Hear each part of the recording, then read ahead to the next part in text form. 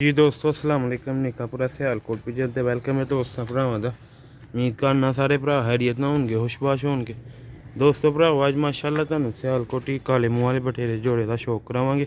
Video and तक लाजमी देखियो। तो जिस भरा दोस्त नूं चाहिए वो रबता कर सकते। फॉर सेल है 0308 64 50 484 व्हाट्सअप नंबर है।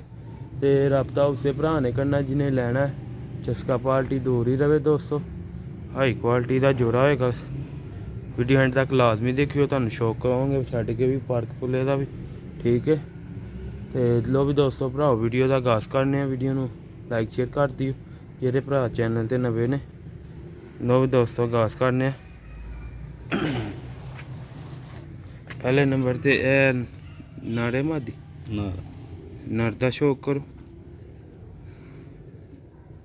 ओह्दे फ्रंट च देखो दी अख दा शौक करो। लो भी दोस्तों माशाअल्लाह तुहानूं यंग कबूतरां दा शौक करवाई दा। ते इसलिए इस उम्र दे विच जाके 5-7 साल ब्रीड ईजीली परिंदा कर सकदा। एह्दा पर जे देखो माशाअल्लाह एह्दा पर।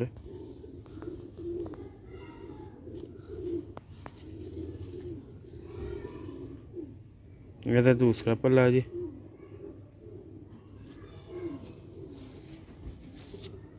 ते एह् दोस्तों एह्दे पंजे जी। हड्डी जोड़ दी इंशाअल्लाह ताला अच्छे होणगे। ते बाकी पर पल्ला तुसीं वेख ही रहे हो। एह्दी दुम जी।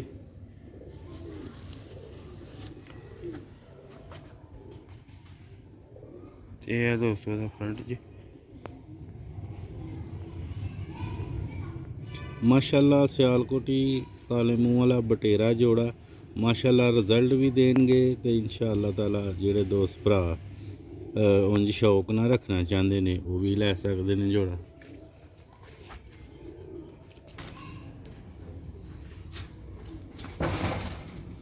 लो भी दोस्तों है ध्यान इधर ना है मादी जे।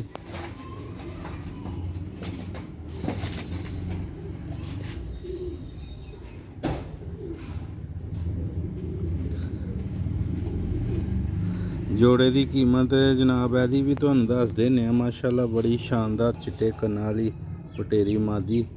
ते जोड़े की कीमत लाई है जनाब 12,000 रुपया। तो थोड़ी बहुती कमी पेशी हो जाए।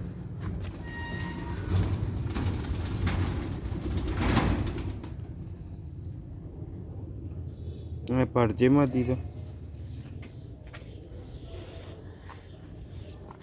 एह् दूसरा पर जे करना पे अज तू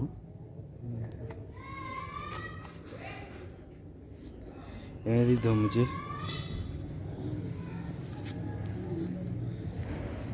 एह् पंजे एह्दा नाऊ इक है नहीं, ठीक है।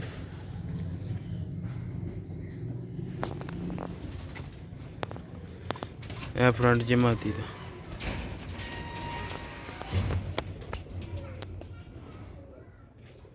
छड़ के हुण तुहानूं शौक करवाया जाएगा।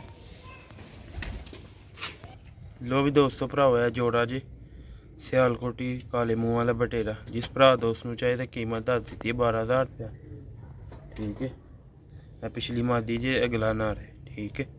जल्दी जल्दी रबता करना 0308 64 50 484 व्हाट्सएप नंबर है, ठीक है दोस्तों। मैसेज कर दिया करो, कॉल कई टाइम नहीं चुकी जाती।